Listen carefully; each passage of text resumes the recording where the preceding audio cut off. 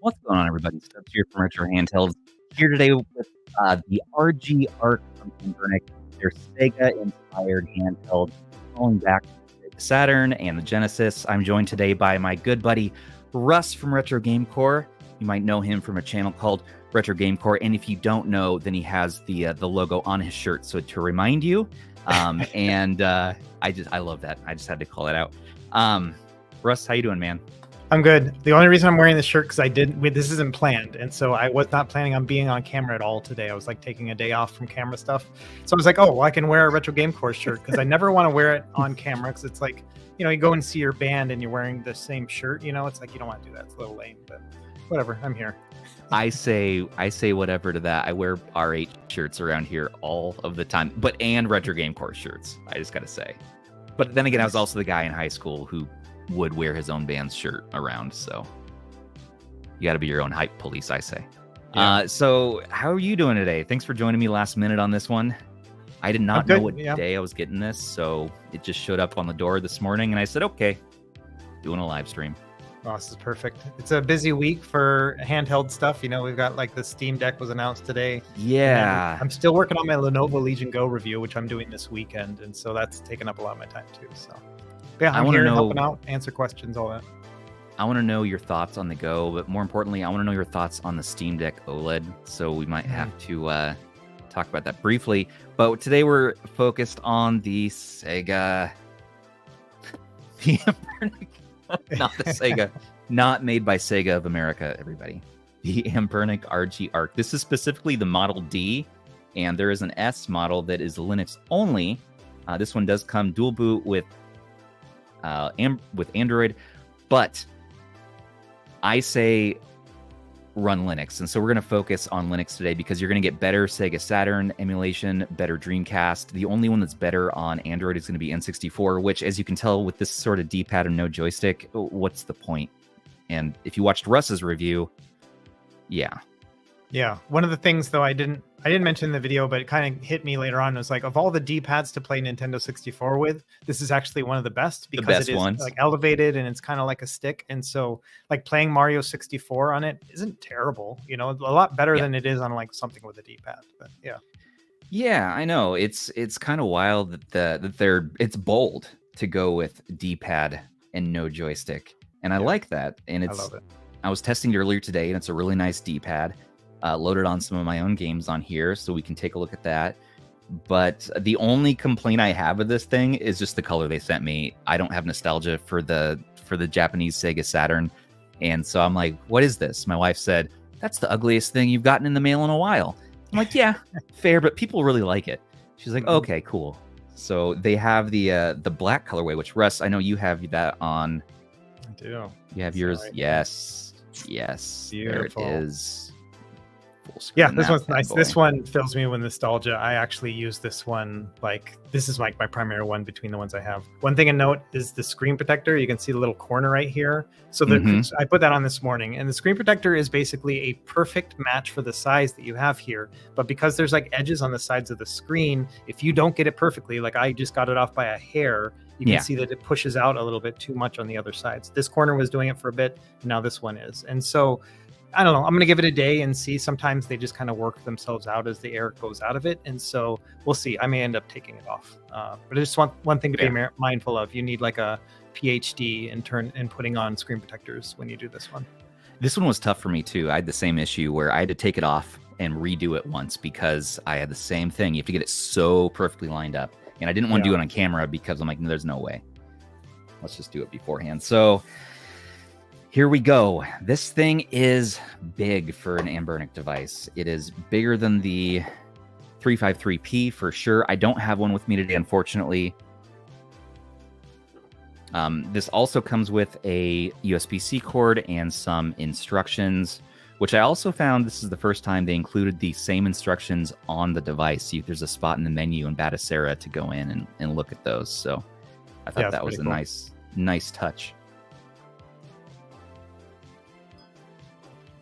Yeah, some people are commenting about the fact that the the non-transparent colors are the more expensive ones, but some people want to have like the black and the gray one, but they don't need Android, and so they're paying $20 for the color they want, which is kind of a bummer. And I mentioned that in the review too. Is like I wish they had just made them Linux only and kept them all at that lower price point. But it's what we got.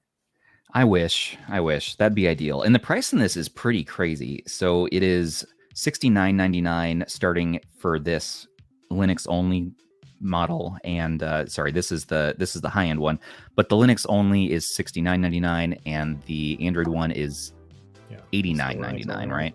Yeah, which it sucks because the transparent shells are freaking awesome looking, and they're locked behind the lower SKU. Right. It's funny too because most people want the transparent model. Like if you look at the Odin or whatever, that's the one that's like more in demand or whatever. But for this one, everyone wants the nostalgic color, and so it's a little bit different than just that idea. Like nobody wants the transparent one. That's like a Nintendo thing. The Sega one, let's keep it pure, which is kind of right. Yeah, I mean, my favorite colorway is that black models because we had the Genesis growing up in my household, and to me, it's like, oh, give me the Genesis controller. Yeah, so good. But this one's unique. I like the look of it so far. I'm just pulling up our notes here.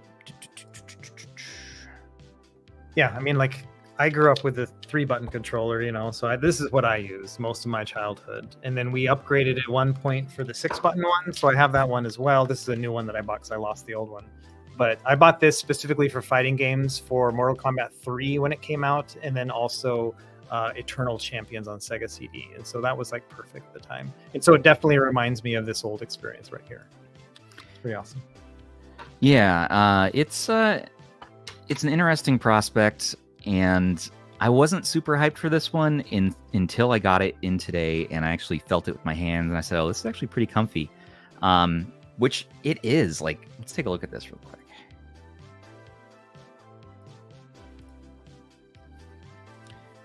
It just feels good in the hands. I like that they have this bump out right there. The top buttons are very similar to the 353P. You have L2 and R2, kind of that similar style. I do like the color though that they chose here, this sort of retro pink, PMG pink style. And that D-pad though, this is wild. It's funny, it doesn't feel like an Anbernic device. It doesn't. It feels like something new, like something different made by some other company, but almost feels like it's made by 8-bit though. It's really quality D-pad. I didn't think I would like this, but I like how you can pivot into each area and you can feel it, kind of clicking there's a little soft click. Apparently they completely over-engineered this. Like instead of just doing a recreation of the old design for Saturn and Genesis, they used like a different kind of hinge method. And so I don't know the technical details of it, but you can find them on like the Chinese forums where they go into detail and take it apart and stuff. I assume that people who know what they're talking about will get into detail about that. I don't really know, but all I can say is that it's pretty cool that they spent so much time engineering this to give it a unique look while still like it's a traditional look, but a unique method of getting there, which is kind of neat. Yeah, it is. And I have to say too, just these big face buttons feel really good. It's nice for once to get just buttons this big from Anbernic. And they all rubber membrane. They feel really good to depress. And then you get these smaller X, Y, and Z buttons, which also feel great, a little smaller. And again, I don't have any Sega products here to compare, but check Russ's review, everybody, if you kind of want to see those comparisons.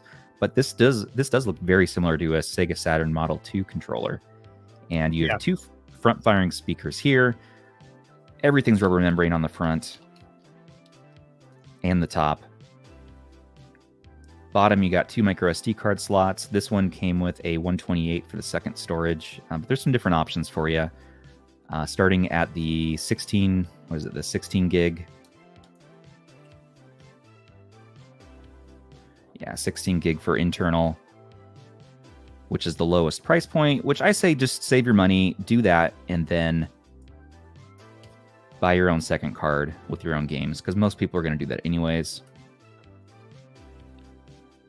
This one came with some no-name brand. But I have to call something out here. This is the first time I've seen them do front-facing micro SD cards. which is usually the American style. You see Analog Pocket do that. Yeah. Steam Deck.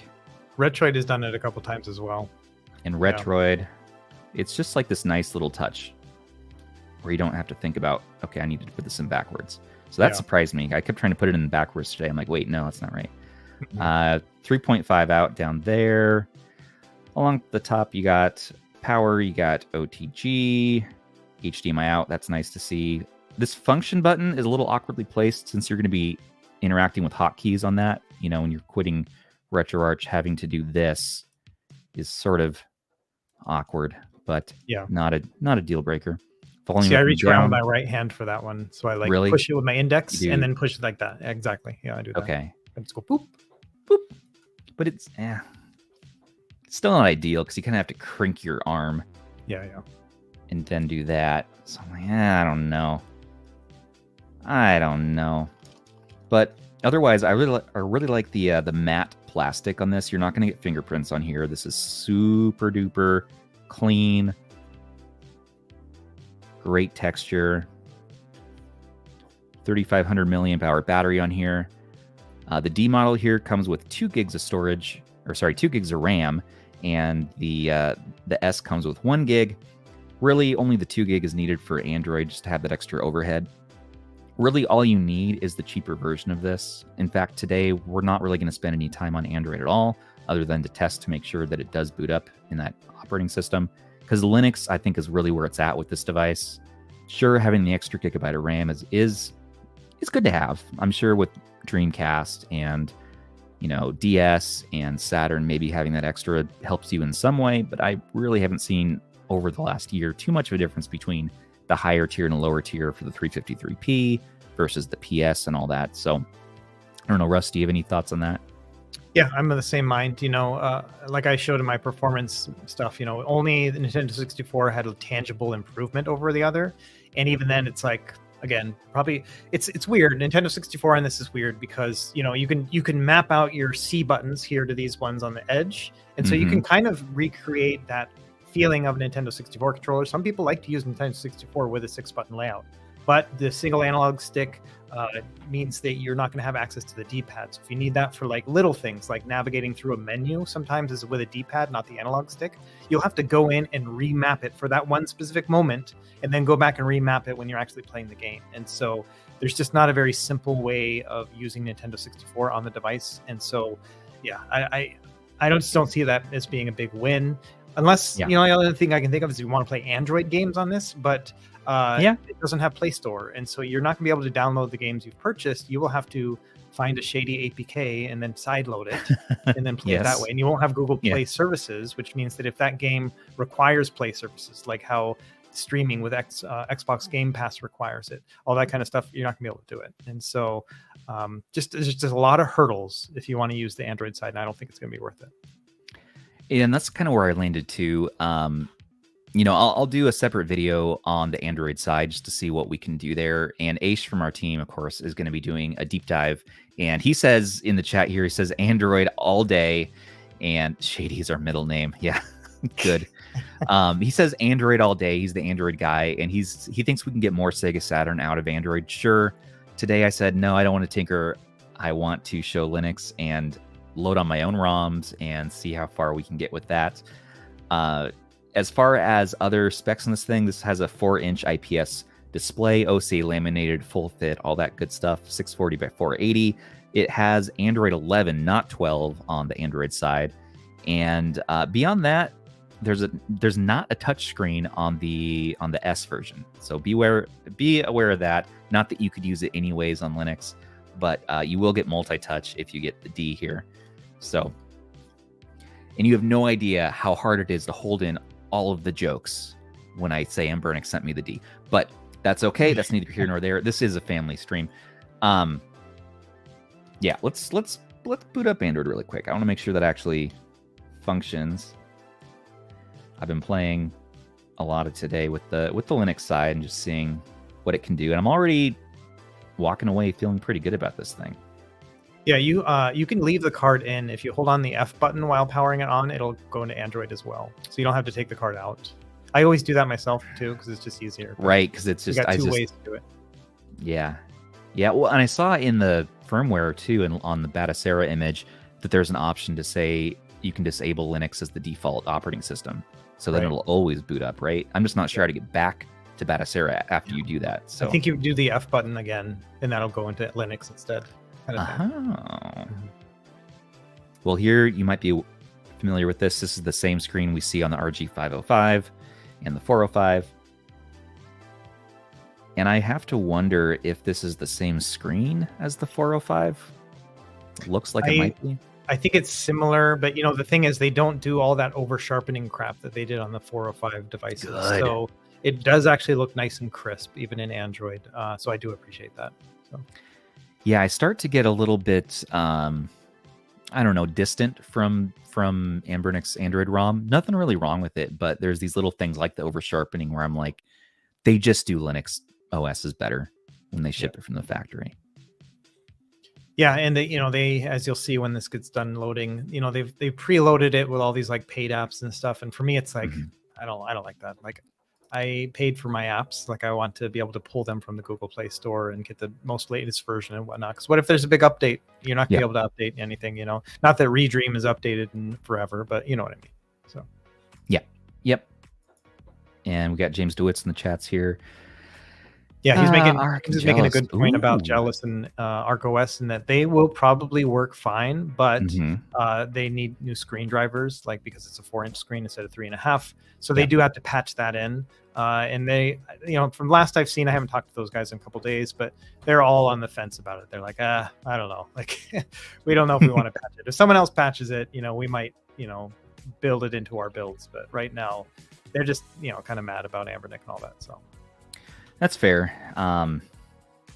They haven't been the friendliest to some of the devs, and it's been tough. And source and all that stuff, I'm not even going to get into that today, but it's a messy situation, and I understand why devs maybe don't want to work with them.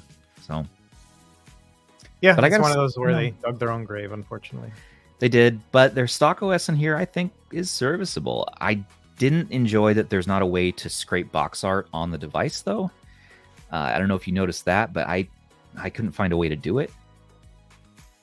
So you're going to have to go to like Screen Scraper or pull over your Jealous SD card onto here, right? That's what you did for yours. Yep. Yeah, I just used my Jealous second SD card, and it, for the most part, had parity. There's probably little things that are different, but for the most part, my games were in the correct folders and whatnot, so I'm able to pull up my games. So all the testing that I did with my own games, which is on like in my review video, I just put them all like from my Jealous card, from my RGB 30. I just put that into this. It just works. Yeah, but just not the first SD card. Yeah. Okay. Yeah, second SD card. So this is the same Android that I am familiar with on other Anbernic products. It's nice that it has touch, but you are going to have to go in and set these up. If you use their built-in front end, though, a lot of stuff will work right out of the gate. Wherever the heck that is. I'm sure it's tied to the function button, maybe. They swipe it down from the top menu, like, and then push the Anbernic logo. Third one. Look at that. Game mode. This is another long loading screen. It's all right. We can bump our heads to this rockin' adult contemporary music. Questions. Cadence asked if you can play Horizon Chase on it. I think that one will work without Google Play services. Actually, it might need Google Play games in order to run, so I'm not really sure about that one. And then also, Tim from Team Pandoria asked how many ports are on that, and on the stock one, it's just got Portmaster on it, and Portmaster is going through an update right now, and so I don't know if that's going to be working in the future. Yeah, and when I tried Portmaster, it did not work for me. I connected to Wi-Fi, all that good stuff, but it just said failed to load. So I'm like, all right, we'll check back on it. Yeah, they're going through, like, I got to make a video on it. They're basically making like a full new Portmaster. There's like 250 games now they have loaded up, and you can browse the games and see the screenshots and all this stuff. They've done a really good job with it. And more loading screens. Yep. That's okay. We can do some size comparisons while we're waiting. So here's, of course, the TrimUI Smart Pro. This is around the same price point. And I mean, this is going to eat it for breakfast as far as what it can do. Even with this crazy power save switch turned off, which I have to rib Russ a little bit on that one. But I know Joey let me know right before I went live when we did that live stream that what that did. And I'm like, oh my God, thank you for letting me know, because I figured it just turns off the lights and the fan. I thought it was a rumble function because it rumbles when you flip it. And I was like, oh, it must be a rumble thing. Yeah, I know. And apparently it's like locks it to 800 megahertz, which is not going to do so well. But surprisingly, this is about the same width. It's a little bit wider. Mm-hmm. But this is really nice to grip and just hold on to. It's so solid and so lightweight. You know, you can really... Having that grip on the back is just huge. A few other devices, if we look at the RG505, kind of a similar size. I mean, that's how big this thing is, by the way. It's hard to show on camera just how large this is. Yeah, it is chunky. It's not something I would consider pocketable, you know. Not super pocketable. It is basically a Retroid Pocket 2S with a little bit of siding added. Now, this is a device that'll play up to PS2 and GameCube for only $10 more. So still highly recommend this. It is Android only. If you want to go low end, something like the X39 Pro from Powkitty, this only does up to PS1, non-clickable stick. Not the best, but sure is a pretty color. So some questions. Someone asked, for me, if I was to go on a deployment, what would I bring? That's a good question. Probably like... I'd probably say the Retroid Pocket 3 Plus if I have like something I want to just kind of play around with. Mm-hmm. But if I'm looking for something I can throw in like my uniform pocket or whatever, it would probably be the TrimUI Smart. That's the smaller TrimUI with MinUI loaded up onto it, because it'll play all the classic stuff and it's just so small and pocketable. So nice. That's probably what I would do. Another question is whether or not it is bedroom use approved. Like it's going to be quiet. It is not a quiet handheld. It is clacky. You think so? Well... You know what I mean? Especially because the type of games you're going to play on this are going to be like fighting games and like Golden Axe. Okay. Like I played through Golden Axe yesterday. It's pretty quiet. Years, and it's a lot. I don't know if I want to sleep next to that. I don't know. I mean, I guess that's quiet. But... Well, you're wailing away on your face buttons because you're good at fighting games. As you should. No. I don't know. I guess it's kind of clacky, but it's quieter than... They are so quieter than a lot of these. Yeah. You know, something like KTR1. You hear those clicks? You hear that? Look, those are some clacks, man. Those are some clacks. Another question from Tim is top 3 favorite games to play on it right now. And so, I don't know. Like I mentioned, I played through Golden Axe yesterday in the car. My wife and I were driving to get gelato, and like I played through the whole game. That was amazing. Nice. And it was such a fun experience. So I would say beat 'em ups are going to be really good. Fighting games are also still good. I'm trying to still get acclimated to the D-pad. I'm just so used to playing with a Super Nintendo style controller that I'm kind of having to relearn myself. But that's been really fun. But yeah, beat 'em ups like arcade games have been really good. Echo the Dolphin is really good on it as well, because you have that full circle when you're moving him around. So yeah, why don't you have a TI-83 calculator to compare? None of your videos have a calculator, not one. I don't have any of those. Okay, well, this is pretty good for Doom. It's actually about the same width, and everybody has one of these, so you'll know exactly how big this is. Yeah. Another question was about Streets of Rage Remix, if there is support for it. So OpenBOR is already loaded into the stock firmware. So if you want to run it through that side, it should work. But I think Streets of Rage Remix is part of Portmaster. I don't know if that can get Jealous or ArcOS into it, and they can support the new Portmaster, or even Anbernic if they get to that 353 support as well. All of those are going to be pretty great. So. Questions about arcade or Genesis Golden Axe. I always play arcade because graphics are better and you have like unlimited coins you can add. So it doesn't matter how many times you died. You know, like it shows you at the end of the game how many times you died on each level. I died 14 times on the last level. I was like, there's no way I could have beat that on the Genesis, but I beat it on arcade. Well, good job. Yeah, that's at least a couple hours, right, to get through it? No, gosh, 20 minutes maybe. 20 minutes. There's only like 5 levels. Yeah. Do you see that they included Wii games on here? It's pre-scraped Wii games. I didn't see that. Yeah, I don't think it's going to work, but oh my God, it's working. It's Crystal Defenders. Oh my gosh, I don't even know what that is. It's I think it's a Final Fantasy game. Like a tower strategy gotcha. game. Oh my God, this is okay. First game we're showing is a Wii game on this. Manage your expectations, people. Which we didn't even mention the chip because we've seen this so many times, and as reviewers, we just sort of, it's just another one. But it's the RK3566, so Rock Chip 3566. This really caps out at Dreamcast, PSP, and DS. But if you are tricky and you're an Android and you really want to tinker with every like little 2D game, you can maybe get some Wii and potentially GameCube to work. Don't hold me to that. It's using MMJR2, of course. I'm sure all of the hacks in the world. But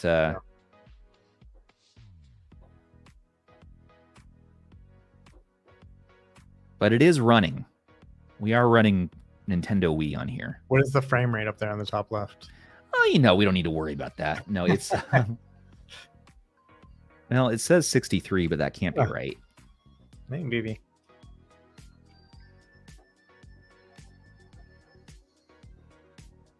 We doing it? There we go. I mean, it's running. It's dipping, but... Yeah. Oh, you know what they're doing? It's running at 185%. They're just pushing the clocks. Gotcha. Well, that's an interesting trick. I wouldn't recommend this.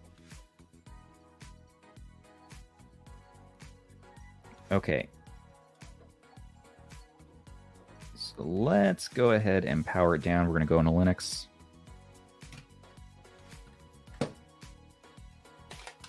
Put my calculator away. All right, now we're going to talk about something else. Russ, have you seen that I got Stubbs Nubs in? No. So just while we're waiting for that, which color? Because you need to try one of these, but I want to know. We have green, we have yellow. I guess like yellow or green. I mean, if we're just gonna do this, we got to make it really big and ugly, you know. Here's some nice retro gold RH caps. Include one of those. Oh, these are Stubbs Nubs, by the way. These are my acupressure joystick caps. This is the spiky. This is the standard one. That'll get it done. And they're just relaxing to push on with your thumbs. I'm not a doctor. They do not benefit you in any medical way, although I have heard that it stimulates the pancreas. This is a Rosebud 2.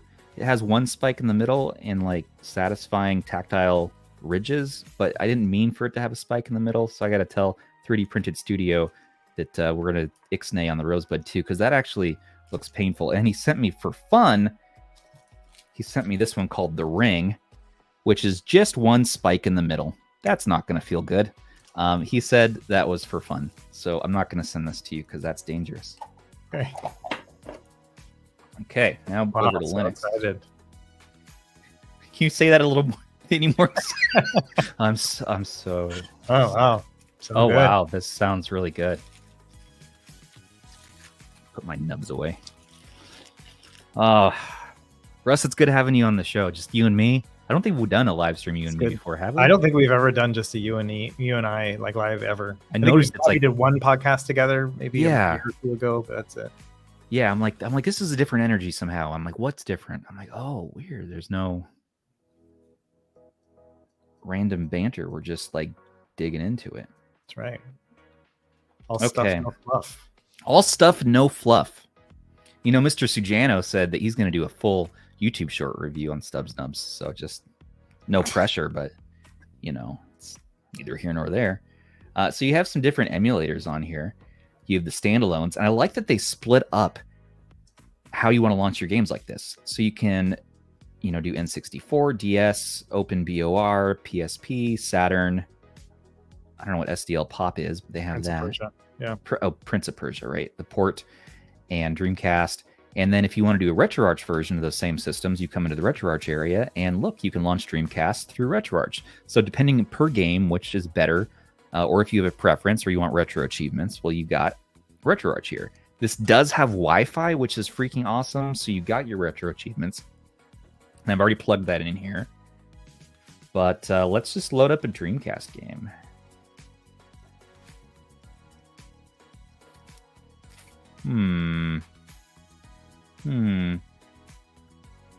Frogger 2, Swampy's Revenge. Classic. Someone was asking about Marvel vs. Capcom 2 earlier, so we could show that off. I'll have to take a look at that. Thanks, Jeremy. You got my back.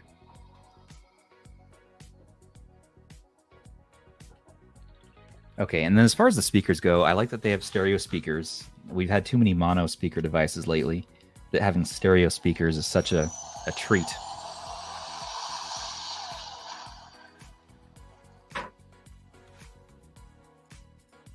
One thing to note about the Batocera firmware is that the hotkeys that you might be used to don't actually work on this the way that you would think.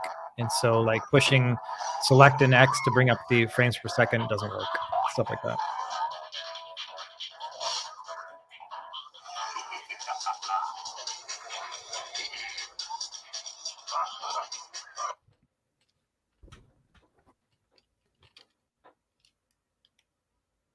How's the brightness on the screen there? It's looking good. Cool. Sweet.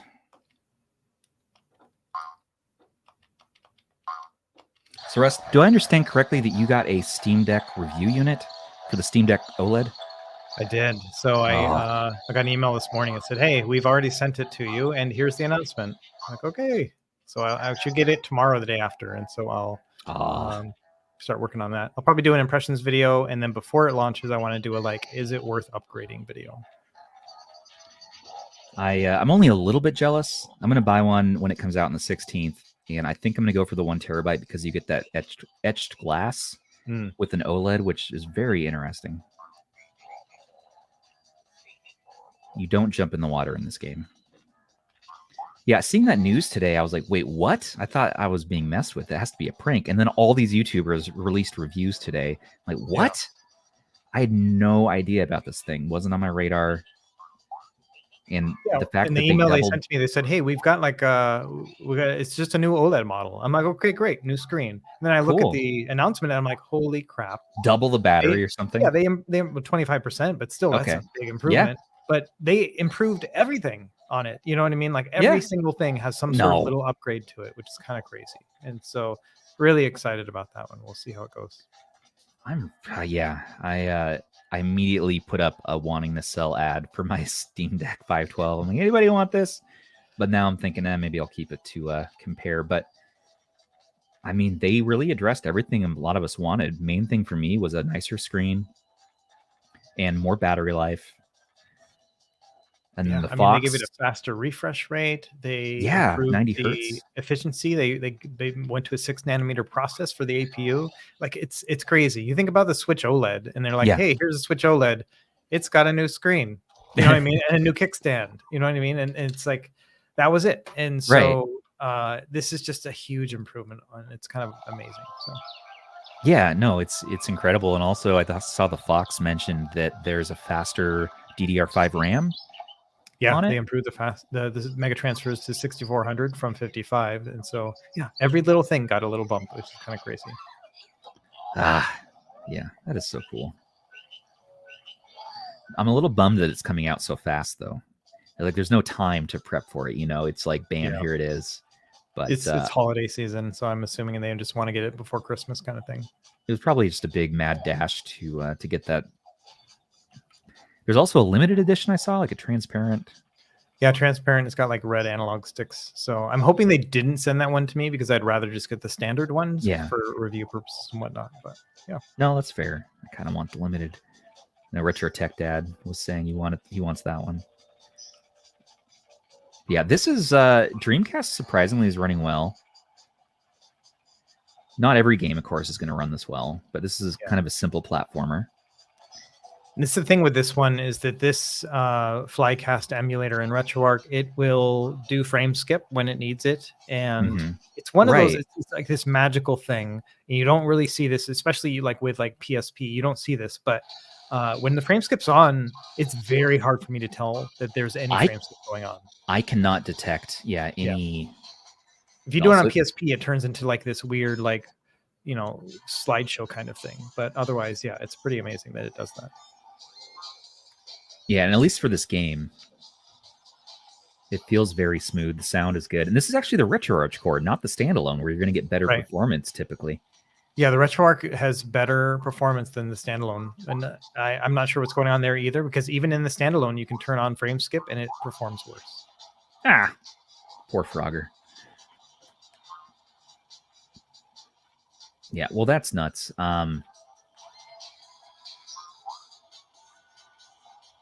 You know, I was getting psyched to get myself a Legion Go, but now I'm gonna push that off even longer and get that new Steam Deck. Yeah. How's that D-pad with this type of game? Any accidental diagonals? Not so far. I mean, like you were saying in your video, you know, yeah, it's not going to pass the Contra test, but you can feel, you know, just killed myself there. You can feel when it pivots to go left or right. You know, it's a graduated feeling as you move around. And it feels, yeah, it's just, I like that. And I'm a recent convert to this floating D-pad style. Mm-hmm. Really using it on my Xbox.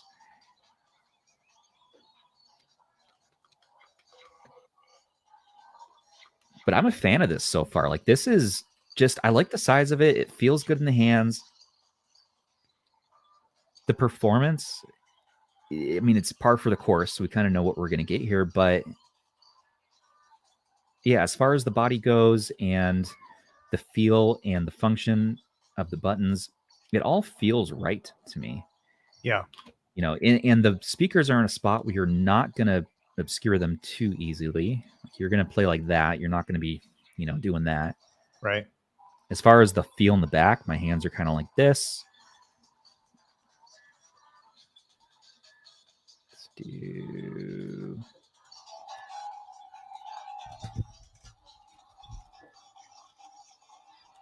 comfy. I would say comfy for ergonomics. It's, yeah, this is... It's very classic feeling. Yeah. Yeah, it is. The only thing, again, just an aesthetic thing as an American here, is that we got the black Genesis growing up. We got the black Sega Saturn.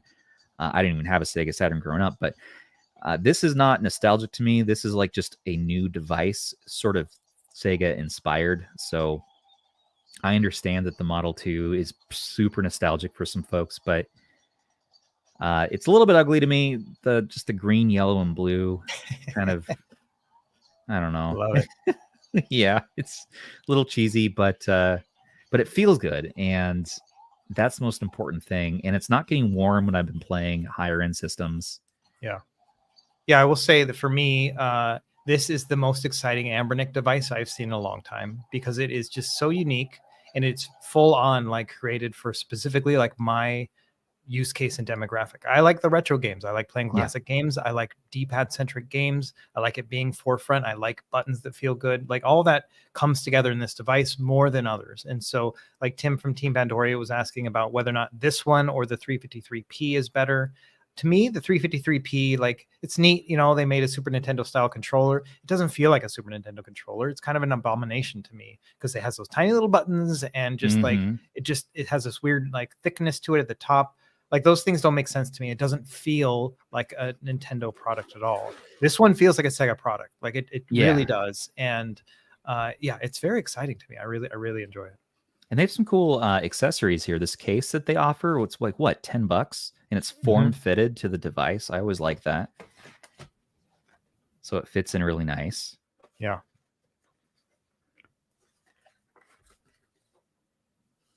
Which, if you're interested in either of these are, of course, in our description, or grab from Russ's video description. But this case is a lot higher quality than what you see from Anbernic sometimes. You know, usually they have a more generic case, and this is pretty nice. I don't know what else you could put this in besides finding like a hard drive case, or maybe like a soft pouch. But yeah, I like that. Yeah, definitely a fan. And it's got space for the cable too. So it's like, it's got room for other stuff. Put a little bag of chips or whatever. Maybe some Laffy Taffy. I don't know. Yeah, I think Laffy Taffy's fair. I've come back around to Laffy Taffy. As a kid, that Laffy Taffy scared me in particular, because it could pull like, you know, like fillings out of your teeth. It was so strong. That's true. So it was scary.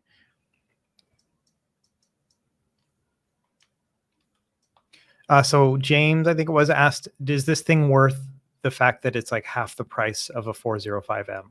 And I would say yes, because like I love Sega Genesis and Sega CD and 32X so much.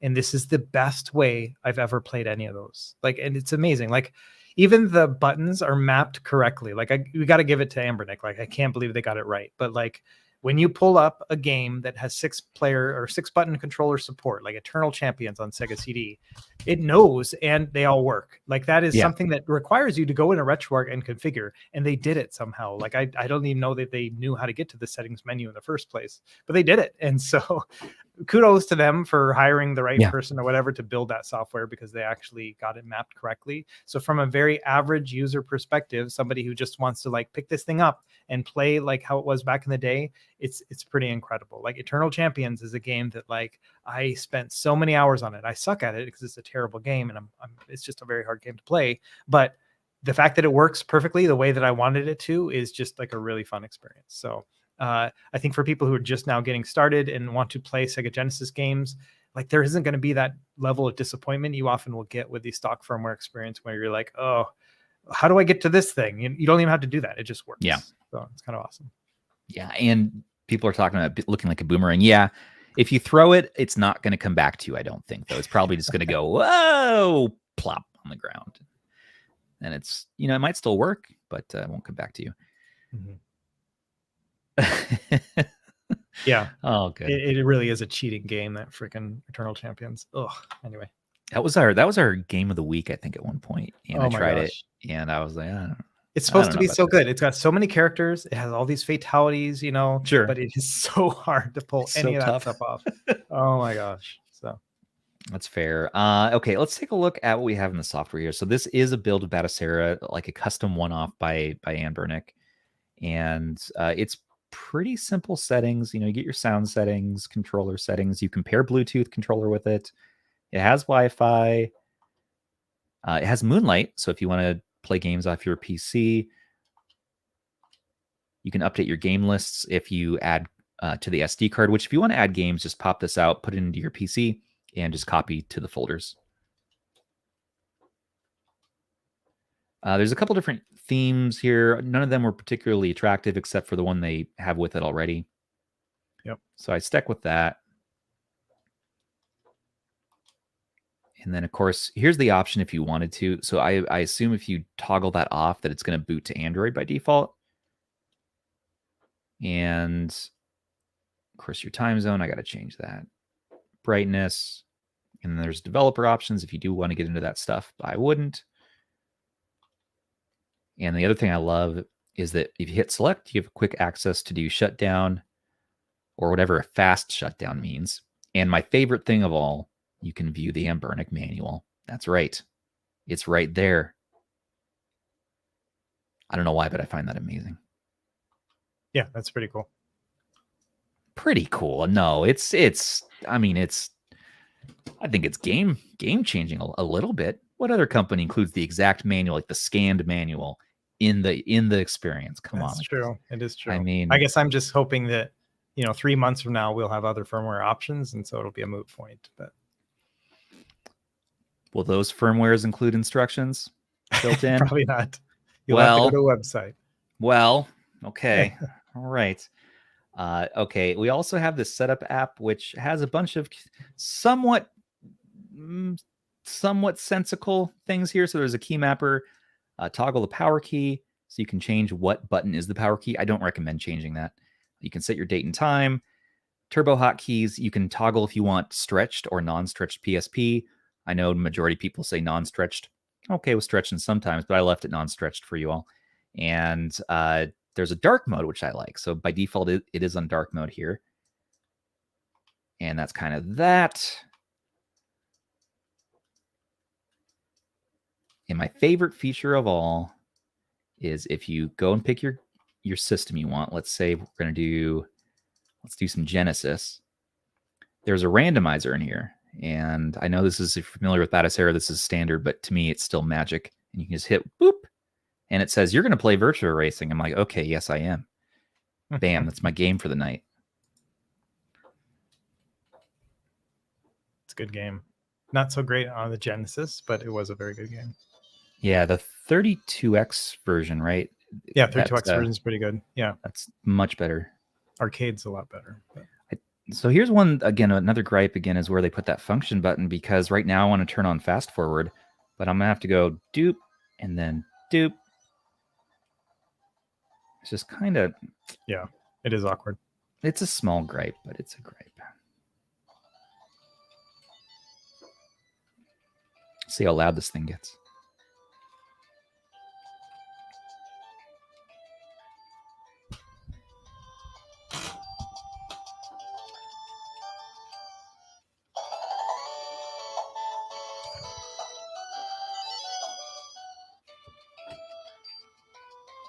You know I'm the beginner. Let's do that. No. Are you giggling at me, Russ? Yeah, I keep pushing like the back button. I know. I get nervous when I'm on camera. Do you know that? To this day, I still do every time. That's funny. I know. Better get first place. I know. That's the other thing I like about this, because it has the 6-button layout. When you play a Saturn game or a 6-button game, it's mapped to how the developers first mapped it. And so because of that, the buttons start to make sense. You're like, oh, yeah, this is why the button is located here when I was emulating on a 4-button D-pad, right, or a 4-button face button. And so it's just like a really neat thing where some of these games are like, oh, that's why they did that. And now it makes more sense. And so that's been a really fun experience with this device as well. Have to focus. You're doing great. Thank you, sweetie. No. Yeah. Oh, thanks, Mom. Okay.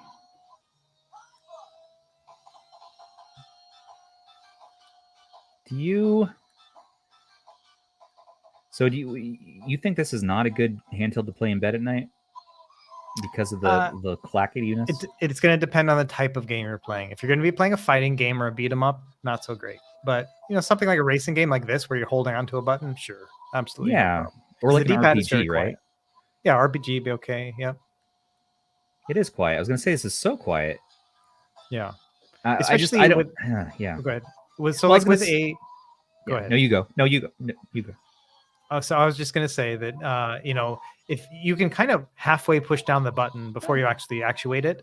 And so if you do that first before like tapping on a role-playing game or whatever, yeah, it's very, very quiet. But if you're just clacking on it from 0 to 100, it is pretty loud. Well, and I was just going to say, if it's like midnight and you're relaxing, I just don't see myself in bed just wailing away at Street Fighter at midnight. Just like that's not the environment I feel like I'm going to be playing it anyways. I'm going to be at most playing a somewhat demanding Metroidvania at worst. Yeah I just play like Phoenix right in bed. It's like I'm reading basically. Exactly. So for I don't know, for the games you're going to be playing late at night, I think this is good, but I have to wonder how dim does the screen get.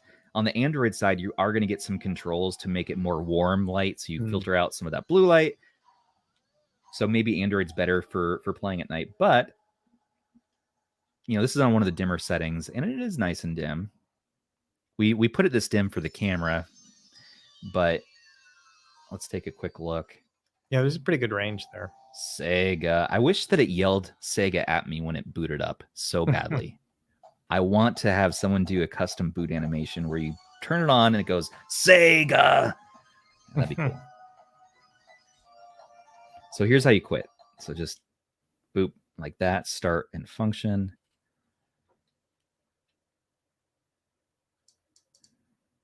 And if we go and look at the system settings, brightness. So here's your range. That's pretty dim. Yeah. It gets really dim, and the lights are bright in here, but I'm looking with my naked eye, and that might be completely serviceable.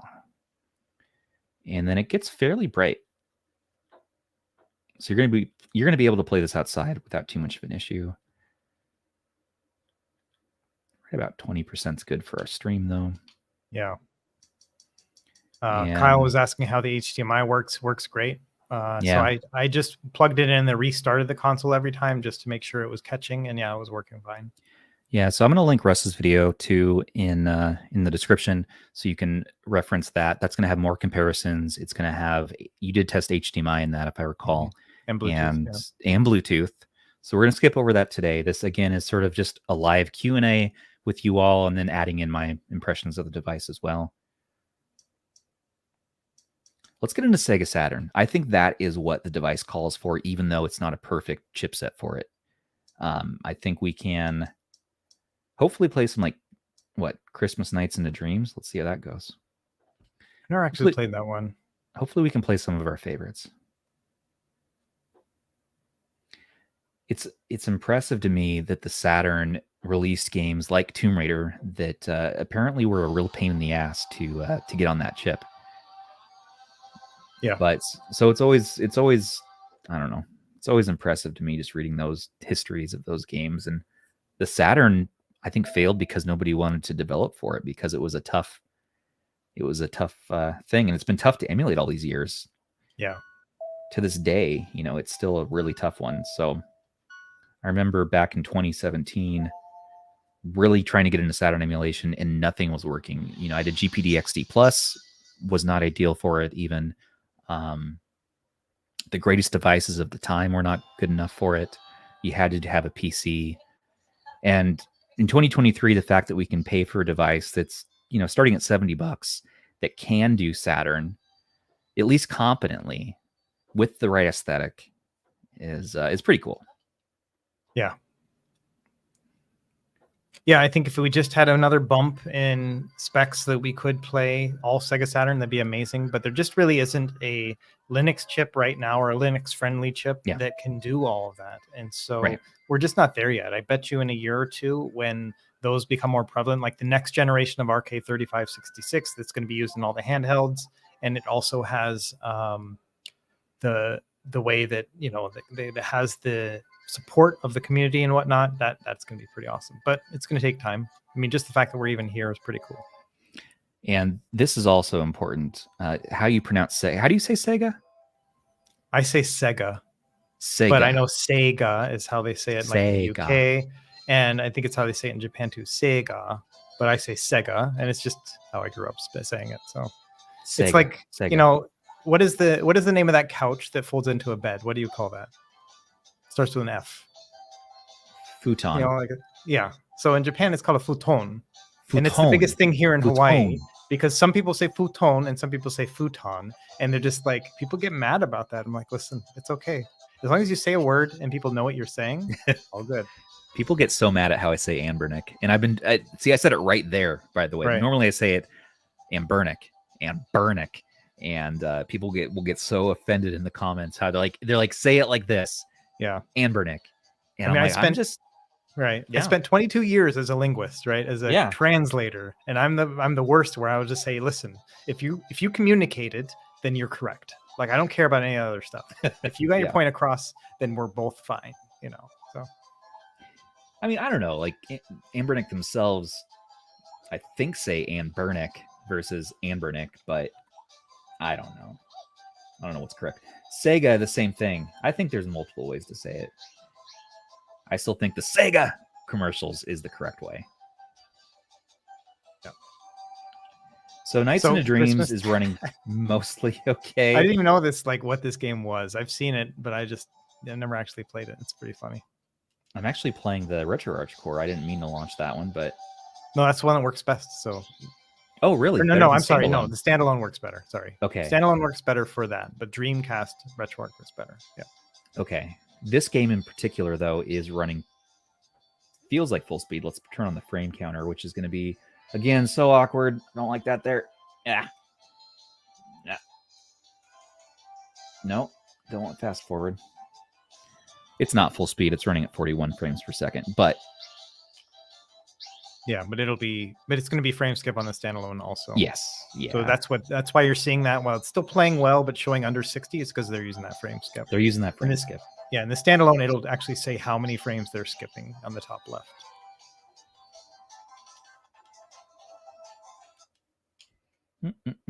Okay, so let's try the same game on the standalone.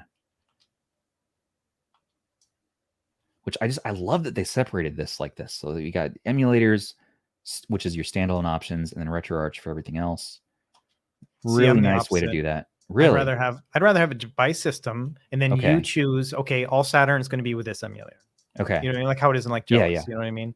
Yeah, I just prefer that, but I understand why they kind of separated it like this. It's probably easier on their end, but it's just weird because you're like, okay, I want to play Nintendo 64. Okay, well, which Nintendo 64? And so, I don't know.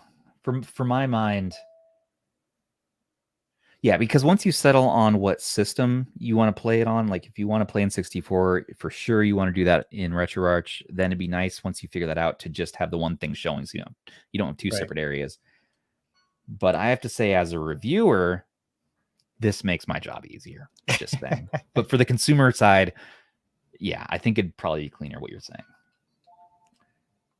But I clearly know, okay, I'm launching this in standalone mode. I'm launching this in core mode. There's no question as to what I'm doing right now. So if you press the select button, that'll bring up the quick menu. And then from there, and then like the second to last one, it says show FPS. So then press A when you're hovering over that, and that's going to show the FPS. And unfortunately, you have to do that with every game. But now you can see like it's showing the frames per second, and then how many are skipping to reach that, basically. And that's not a very accurate readout anyway, so don't put a lot of stock into it. But if it shows skip equals 0, that means it's playing without frame skip, basically. And you can turn frame skip off too with that same menu I saw. Yeah. So that'll slow things down. Super tiny. Yes. Yeah. So enable, disable. Although in some games, like the games that they included on here, which were only like 4 random no-name Saturn games, those seem to perform better with frame skip turned off, and I don't know why. That's interesting. But they were also 2D games that were pretty low overhead. But the frame skip actually seemed to make the frame pacing off to me, whereas having an off was a bit better. Yeah. So Kyle, you're asking about it skipping 30 frames per second up to 60. The thing is, it was a cutscene, and cutscenes usually ran at 30 frames per second with the FMVs that they were using, and so that's why it was showing that. But if you look in the game, like right here, once the game actually starts, you can get a better idea of what is actually skipping. So see, it's dropping down to like, well, it was 12, now it's up to 30.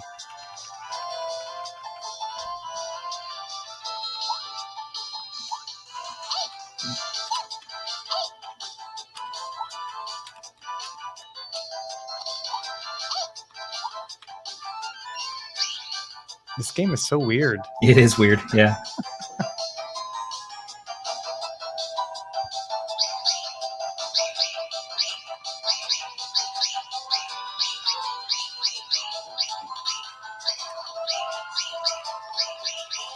So the perception to me is that this is running full speed, but I can see there's frame skip on. Yeah. It's really, the thing about Sega Saturn is there are people who are like diehards with it, right? Like they want to play like perfect Sega Saturn. And I don't think this is going to give that at all. But if you're like me and you're just like, oh, it'd be so cool to be able to play this game I never got to play as a kid, like it's magical. And so, yeah, it's not perfect, but it's magic enough for me. And so I do enjoy my experience with it.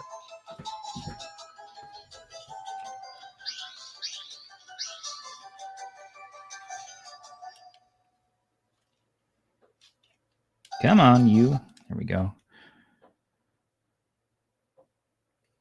What do you think of the screen quality so far? I gotta say, I mean, it's pretty crisp. It looks like the 353p screen. Yeah, I mean, it's a good 480p screen. It's exactly what I want for this type of gaming. You know what I mean? Sure, if it had a 720p resolution or something along those lines, it would be kind of crazy, but you could do better scaling and whatnot. But I don't know. I don't really mind. With Sega games in particular, I don't have to do all of that kind of pixel scaling stuff like you have to with Super Nintendo and Nintendo. It just usually works and looks pretty good. And so I got no complaints at all about it being 480p. I love that it's 4 inches. Yeah, it's all good. Ooh, Gex. Yeah, I mean, it's serviceable. It's obviously, it's not the OLED screen that you see in some devices or anything like that, but this is such a good price for an Anbernic device. Basically the same device, the 353p, is well over $100 to start. It was like 120, 130 or something like that. Right. Yeah. And then the 405. They've learned some lessons from Powkitty, which is great. Yes. Yeah. And this is so far a slideshow. Well, again, the cutscenes usually will have issues. It's just one of those things. Let's see how the game itself does.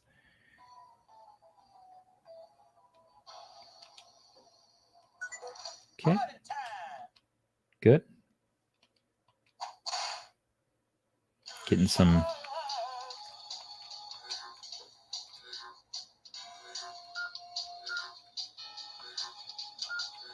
here.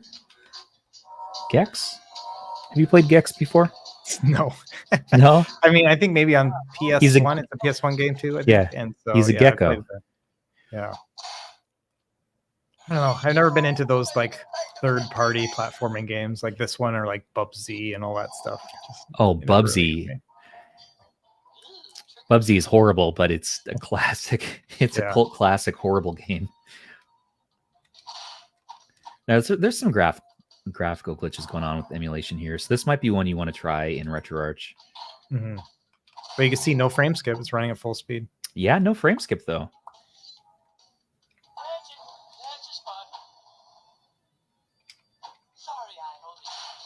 This is some of the cheesiest one-liners.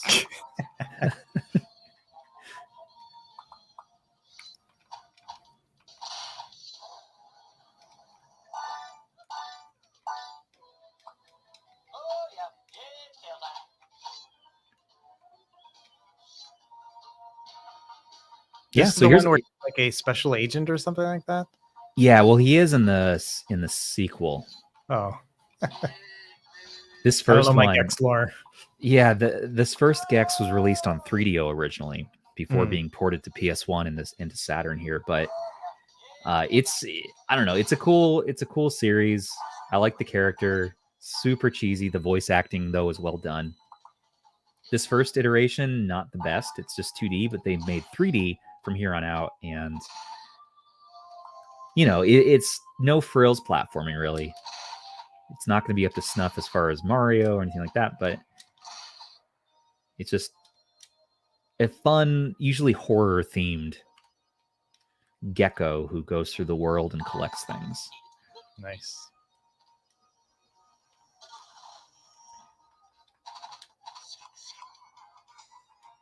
Okay, Gex. Okay, we've saved states, right? Yes. Yeah, yep. Save state. Sweet. Quit out of there. So what's this one you're talking about? Eternal Champions? That's an arcade game. That's on right? the Sega CD. Oh, Sega CD. There was a Genesis version too, but the Sega CD one had like better soundtrack, more characters and whatnot. Yeah, I didn't really load Sega. I didn't load Sega CD on today, but I know this will play it well. Sega CD and 32X should be fine on here. Mm-hmm. Let's see if we got it.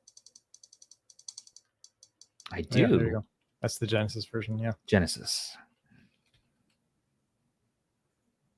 Now, Bug and Bug 2 are another interesting games. I think those were Saturn only games.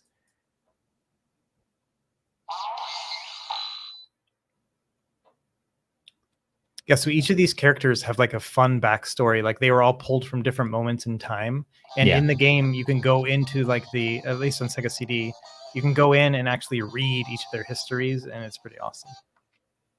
So there's some pretty deep lore for being such a crappy game. I like that. Okay. You're in the practice menu. In the practice menu, yeah. How do I get out of there? Try the B button. It doesn't like me. Just gonna have to fight. We're gonna have to fight. Shadow versus Shadow. She was like an assassin from the future, I think. I don't know my lore very well, but yeah, it's pretty awesome. You definitely know your lore though. Yeah. A bit more than maybe most. Did you make this game? Is this your game? Right. Yeah, it was like 12 when it came out. Yes, I made this game. Okay. Well, I don't know. Your kid made a game and on a Pico 8 game, right? Made a better Pico 8 game than me, little jerk. He was like 10. He was 10, even younger than 12. So there you go. Yeah. Oh, you lost. That's very typical of Eternal Champions, losing. Let's not this time though. Okay, let's see. Okay. I'm the shadow on the left. What, okay, why is she coming at me like that? Whatever do to you, lady? Because they cheat, man. It's the worst. Why is this cheap? You got 6 buttons, by the way. Can I do Hadoukens? Yeah, there are motions like that. I don't remember if she has them. Oh look, yeah, she disappeared. Look at this. What about the shoulder buttons? No, of course that wasn't a. There were no shoulder buttons on the Genesis. I know that, but I don't know. You get the 6-button controller at least. There are interesting add-ons. Okay, all right. Fine, whatever. I don't care anymore. Good. Let's go here. 1-player menu. Where's the damn? Enter the contest. Start. Let me try the start. Okay. I'm playing Shadow versus Trident. Trident was from Atlantis back in the day. Oh, that's his level right there. He's one of my guys. I used to use him a lot. Okay. That move's a good one. He can throw a fireball. He can do that one. You're no match for Shadow. Tell you what. Yeah. No. I'm holding my own. We're doing this. I'm doing moves and button mashing. See, however, like I was just talking about how loud it can get when you're playing a fighting game. You're like cramming on those buttons. So right, you got to do it like this. This is like how the pros do it. That's true. You put Maybe I lost. Okay.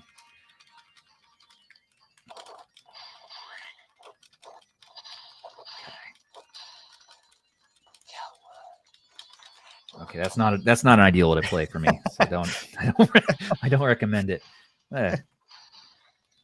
Don't judge me, internet. Oh, so close. You're almost there. Well, I was a little far off. I've got like 30 years of muscle memory with this game, and I still suck at it. So don't feel bad. Okay, I don't feel too bad. I accept my lot in life.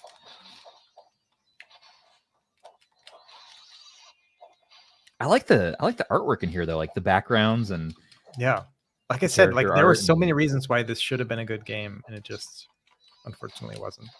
I mean, kids liked it though, right? It just wasn't popular with reviewers because obviously you were playing it.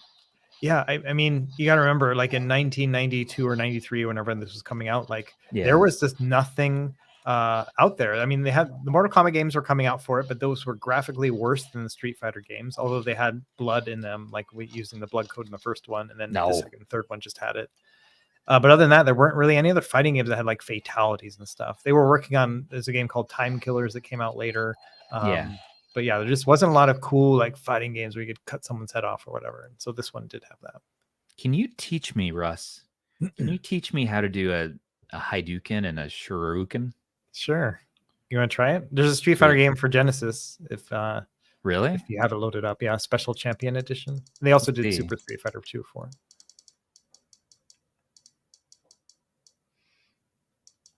You know what? You don't have them on there. It's all good. They were graphically worse than the Super Nintendo ones as well, but it was just so cool that we actually got them. Let's see if we do have it though for Super Nintendo. Original. Which do you think original's the best? Yeah, you can only choose the 8 characters, but it's a little bit slower, which will make it easier to practice with. Okay.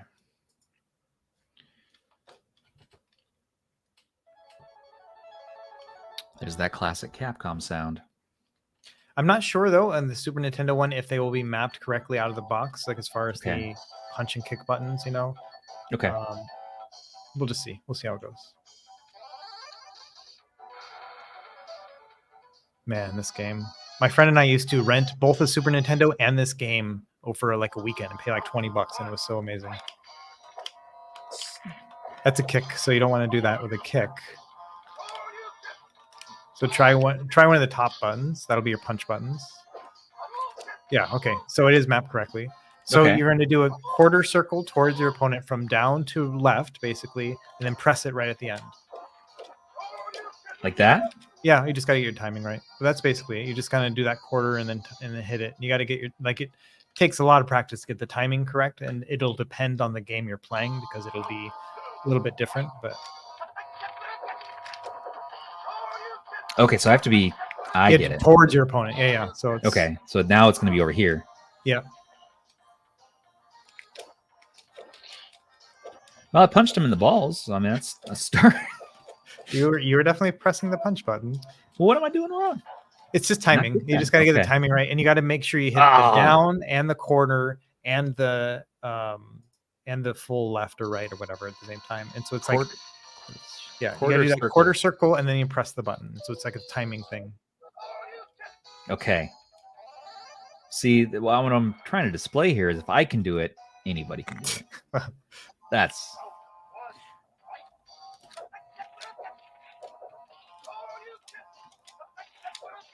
So you're kind of starting from back and then going forward. Go from down and then over like that. Yeah, just a pretty quick motion. Man, it's like watching my mom like on the internet. It's like, how do I click on this on Facebook? You know, and like, Mom, let me do it. Do you want to reach through the screen right now and just pick it up and just be like, let me show you how to do this? It shows that I fail as a teacher if I can able to do that. No.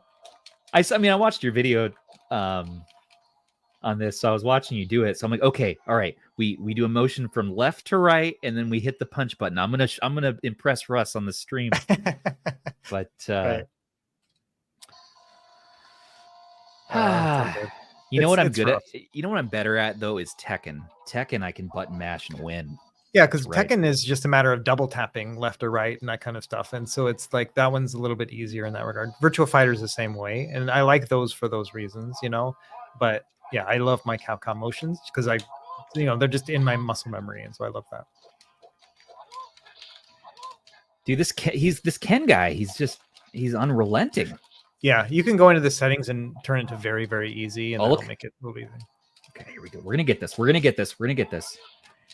Yeah, Kyle mentioned Killer Instinct. That one's interesting because it has both double tap and circle motions, depending on who you're using. It's very similar to Super Nintendo and some of those controls. And yeah, that one's a really fun one too.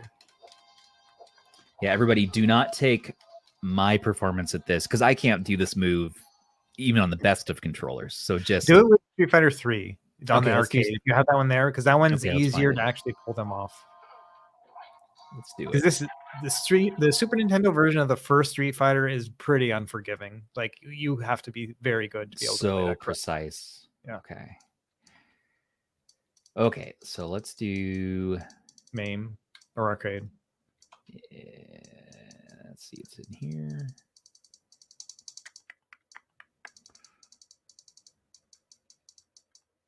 Really? No, actually, it's going to be under CPS. Look in the CPS section. Oh, okay. Yeah, 2 CPS or no CPS. Oh yeah, CPS 3 will be Street Fighter 3. So do that one. Sorry. Yeah, any of those. Is that how it corresponds? CPS 3 to CPS 3 was only had like JoJo's like whatever adventure, and then Red Earth, and then Street Fighter 3. That's basically it on that engine. CPS 2 had like a lot of the like Night Stalkers or Dark Stalkers and stuff like that, and then CPS 1 had the original Street Fighter 2. There you go. You see that? You see that? You see that, internet? You see that? I did it. You boy. The inventor of Stubbs Nubbs did a Haduoken. How do you do a Shoryuken? So Shoryuken is more complicated, but you do towards the opponent, then quarter circle down, towards down, and then back to it. So you'd kind of do like a flipping motion while doing it. Okay. A lot more difficult. I caught about most of the words you said. I caught most of those words. You said go do a down motion while you go towards them and then flick it down and back up, basically. Okay. And then I hit the button. And then you hit the button, punch button. Yeah. I am KO them. I'm the master of Street Fighter. So that's just what it is. That's neither here nor there. Am I the best Street Fighter player you've ever seen? Yes. But that doesn't make me, I'm humble about it too. Then the third kick or the third motion for them is called the Hurricane Kick. That's when you do a backwards fireball with the kick button. Okay, backwards fireball. There you go, like that. Yeah. Oh, backwards fireball with the kick button. We're going to do this. We're Hadoukening it all day long. We're Shurikening it, and we just did it again. We just did it again, Russ. We just did it again.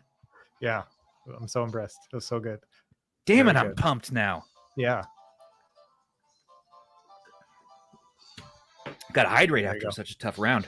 Yeah. Oh, Okay, we're doing this. So those are the 3 moves. Like you can get through any Capcom game with those 3 moves, you know, depending on the character. But sorry, I can't hear you over the sound of how awesome I am. Okay. Next step is playing against a person. Yeah. Hopefully, try someone this who's CES or something.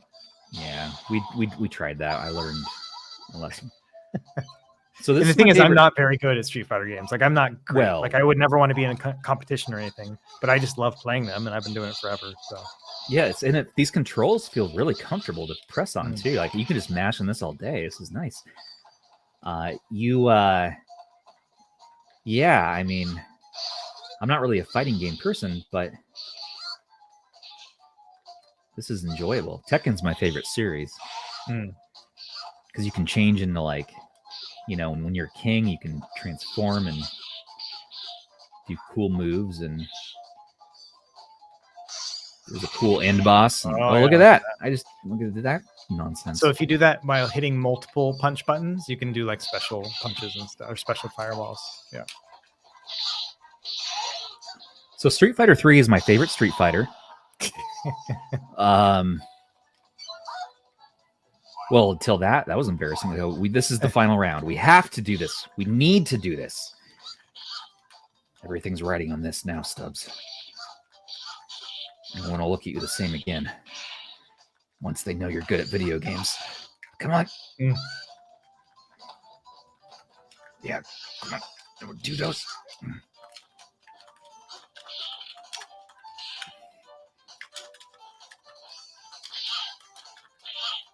This is more forgiving, though. I can tell, but that's okay. Yeah, it's got a looser kind of feel to it. I like that.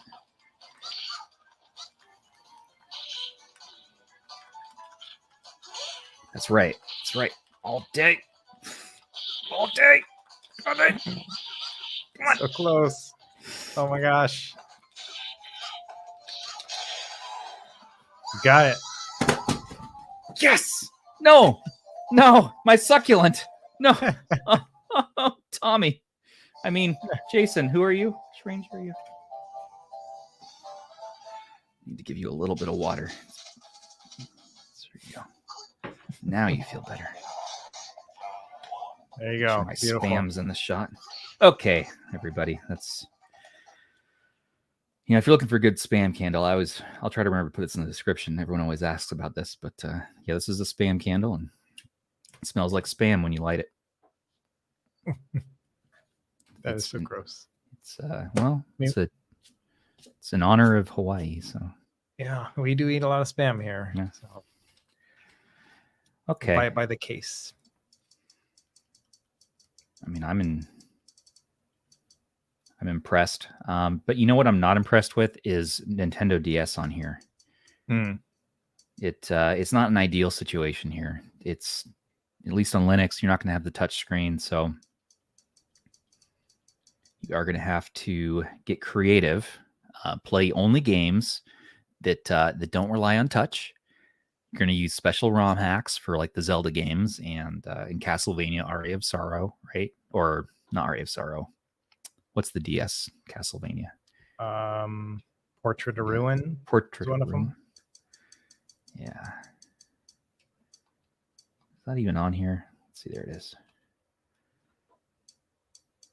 Oh, they don't even have Castlevania on here, but yeah. Yeah, I found, like 2D, like New Super Mario Brothers works fine. Mario Kart works fine. But yeah, there's Dawn of Sorrow.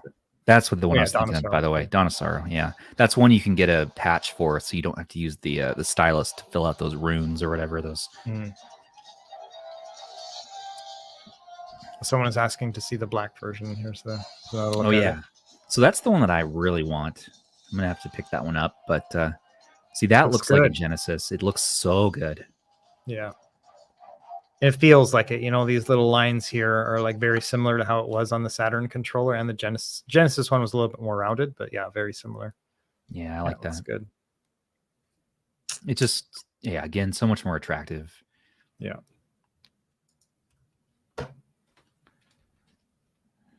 Well, Yeah, DS is being a little funky, but you could. I don't have any concerns. You could do it. If you want to look at PSP really fast, maybe do some MegaMan, Maverick Hunter X. And PSP for the most part runs okay on here. I still don't think this is an ideal use case for it, but you definitely could play it. Yeah, it's definitely, the 4-inch screen does help, given the fact that it is a 16:9 aspect ratio for the system. And so, yeah, it's playable if you find a game that's worth playing. Yeah. Let's do. Oh, that's right. I have a save state here.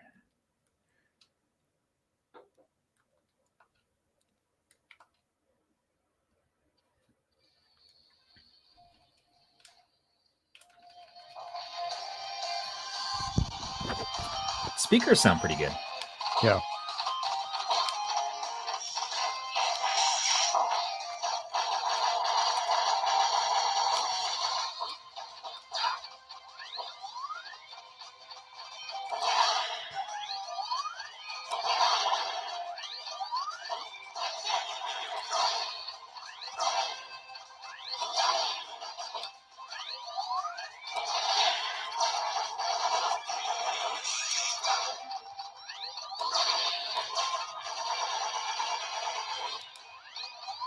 So Caboose BVR was asking about whether or not we think Saturn is going to play at full speed.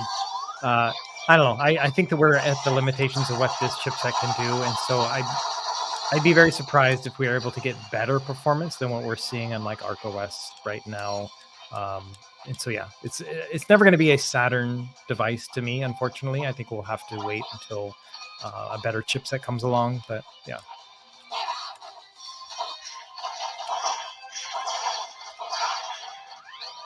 Yes.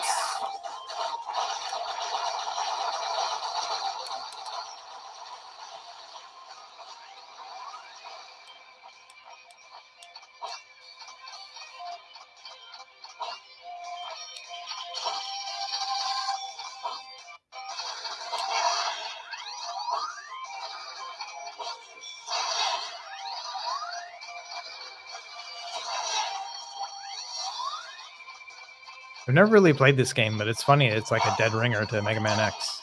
Yeah, and it really is. Even the enemies are at the exact same spot. Yep. Yeah, no, I really like this one. This is a well done remake, and Mega Man X is probably my favorite Mega Man of all time. So it's one I can just play over and over again. The whole game is satisfying, even when you get into the later boss levels where it's near impossible. Yeah, it's still fun. And this one's a little more forgiving than the original. So Miguel was asking whether or not we'd be able to play against each other on this, and it's possible. You'd have to do it through the RetroArch settings, but we're not set up for it. You'd have to have like the exact same ROM running, and so like I'm using my own games, he's using his own, so we're probably not compatible. And so yeah, it's possible. You have to go into settings and use that play. If you're interested in that, we have a new monthly event called the RH Game Night Monthly, and we're going to be doing things like NetPlay and syncing up on things like that. Once a month in our Discord, discord.gg/retro handhelds if you're interested. It's in our description. And we're going to do, competitive gaming, and it's kind of a new thing. So it's been fun. We did Smash Brothers the other day. Just on our Switch. That was pretty fun. Oh yeah. It's it's very interesting. I think I fell out of the ranking in the first few minutes, but I really enjoyed watching the rest of everybody. And Super Bottle won that one, so I sent him my yellow Mew Mini as a prize. My custom painted Mew Mini Plus, that is. If I had a yellow Mew Mini V4, I'd say nope, I'm keeping that. I've yet to track that one down.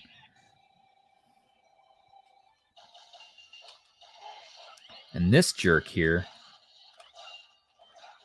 in Mega Man X, you were supposed to purposely be beaten by him. I was going to say, you're supposed to lose. And it's very like Super Metroid way of starting a game. Yeah, and this one I feel like you have to beat him. I've never beaten this PSP version before, though, so I don't know. Yeah, okay, so you're supposed to beat him in this one.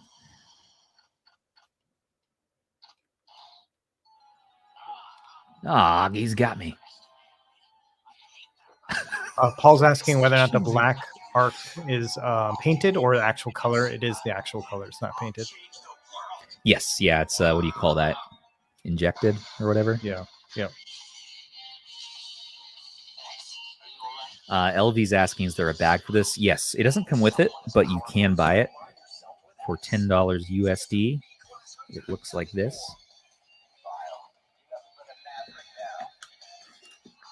It's nice. I like it.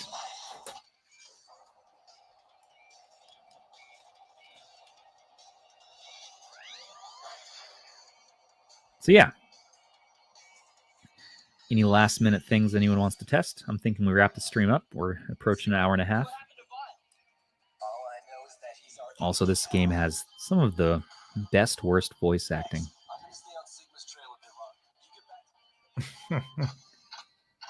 Yeah, PSP looks good.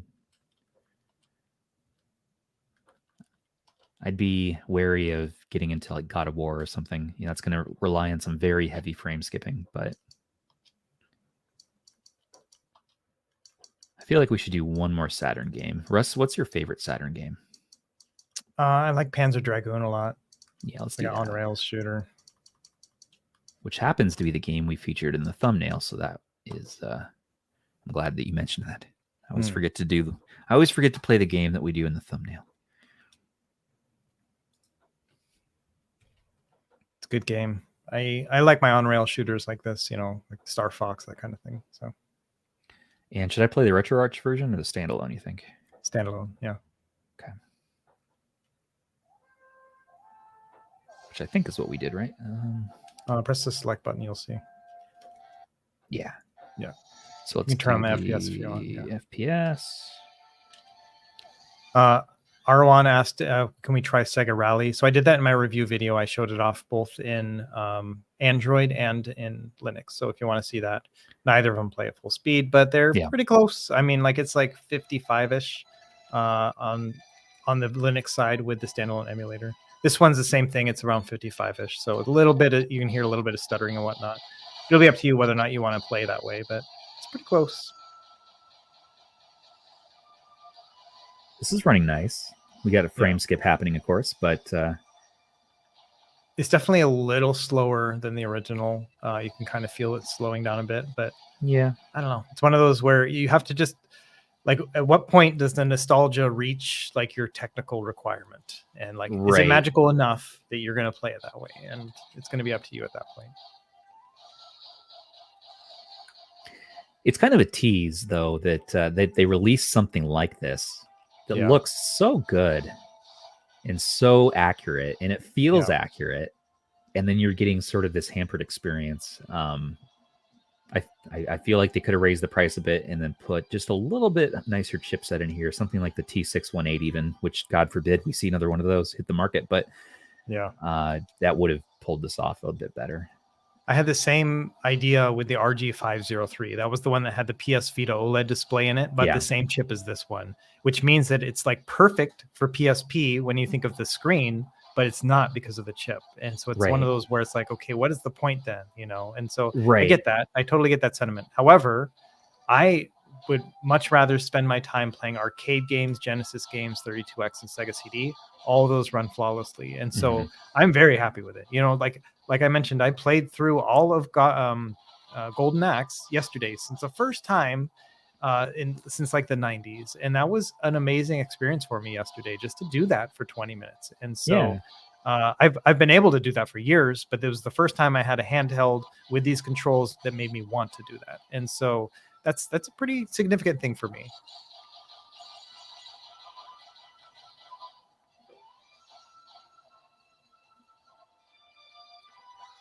Yeah, this feels, I mean, again, it feels good. Even though you see that it's dropping, you get in 53 out of 60 there, but Yeah, and Sega Rally Championship is going to do the same. It's going to be around that. But there's a number of Saturn games, Gex included, where it is going to run full speed. So it's really, your role-playing games, 2D games, those are going to be fine. Guardian Heroes plays great. There's a lot that are going to play really well. But when you get into the 3D engine type games like this, I mean, Panzer Dragoon and Sega Rally Championship are the ones that I use for testing because they're hard to run. Yeah. Even Die Hard Arcade actually runs at basically full speed with the frame skip on, which is pretty cool.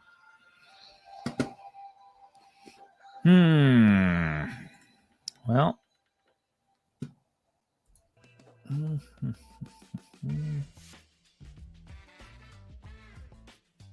What do you guys think about this one? If you haven't watched Russ's review after this live stream, go ahead and watch that. It's going to cover a ton more stuff. And, I feel similar to Russ in this, in that, yeah, it's such a good price point for what it does. Maybe don't rely on it for Saturn. But to me, this is like an ideal Sega Genesis emulation experience. Yeah, it's even overkill for that, but I don't even care. The controller design is so classic Sega, and the feel of it, the D-pad, these nice big face buttons. All of this, I think, is really, really well done, coming in at a really good price. For me, I want the one that Russ has, the black SKU. If you have that, yeah, that one, yes, $90. I'm going to buy that. That is the one. Yeah. And the transparents aren't bad either, and you're going to save money. So that blue transparent especially is very, very pretty. Yeah. It could pair well if you have maybe a blue Odin. Not that you need this if you have that, but if you're demented like some of us in the scene, we have many of these. Many of these. I mean, drawers full of handhelds, and it's quite concerning to our loved ones. But we're all in fine health here. And as YouTube reviewers, we have to say, well, it's for the channel, honey. So you know what we have to do. I have to have 100 of these. It's fine. So yeah, my takeaway from this is one of Anbernic's best devices of the year. Even not being a super nostalgic Sega fan myself, just as a device on its own, the D-pad is alluring, and it is almost addictive to kind of keep playing on it. Like, I kind of wanted to keep playing Street Fighter there and keep playing some of those games, because it's nice to pivot this very large thumb I have, by the way, on this D-pad, and it feels so comfortable. They never make D-pads and face buttons for stub thumbs like mine, so the fact that I get nice big colored ABC bright colored buttons with this D-pad, with these super serviceable buttons up here, as well as, of course, the shoulders and the grip on the back. All in all, it amounts to just a solid recommend. That's it. As far as comparisons, other devices around the price point, spend a few more dollars and get yourself an RP2S if you're really wanting to get full speed Sega Saturn across the board. Really not that much more money, and you're going to be contending with Android, which is a bit more involved with setting up, but you do get whole joysticks here. You get an excellent Vita style soft clicky D-pad. Face buttons are good, but you're going to miss out on this 6-button layout. So this is one of the only retro handhelds right now of quality that has a 6-button layout. I'm trying to think of other ones. There's like the Retroid Pocket 1 and Powkiddy A20. Powkiddy A20. Yeah. But those are micro switch, like terribly done clicky buttons. Just, they're strenuous and exhausting to press on. It's not a fun experience. So this is really nice. And I think more than anything, this is going to be nice for arcade games. I can feel playing just a little bit of Street Fighter 3 there, like, oh, this is doing arcade justice. This is, if I think about negatives of the device, yeah, I mean, it'd be nice if we had an option of like one joystick here just to play some N64, and it would be nice if we had clickable L3 and R3 or some way to do that, whether it's a hotkey or something up here, but that's okay. The stacked shoulders are fine.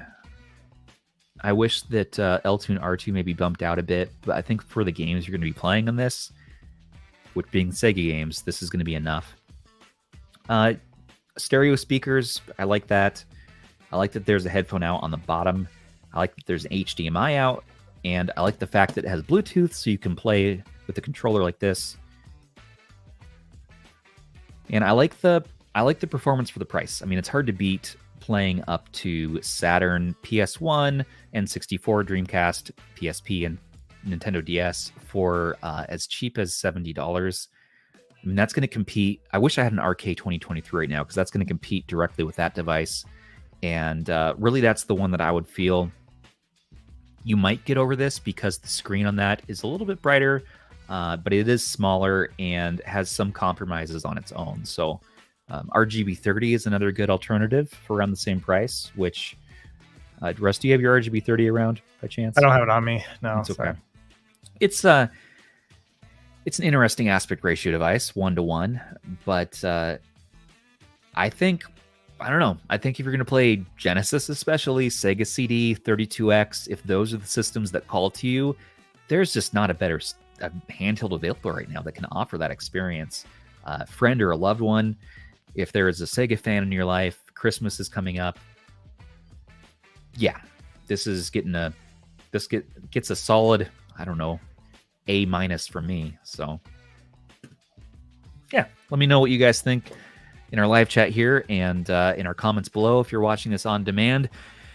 Either way, I really appreciate you all for watching. And Russ, thank you for joining me to co-host this Impressions with me.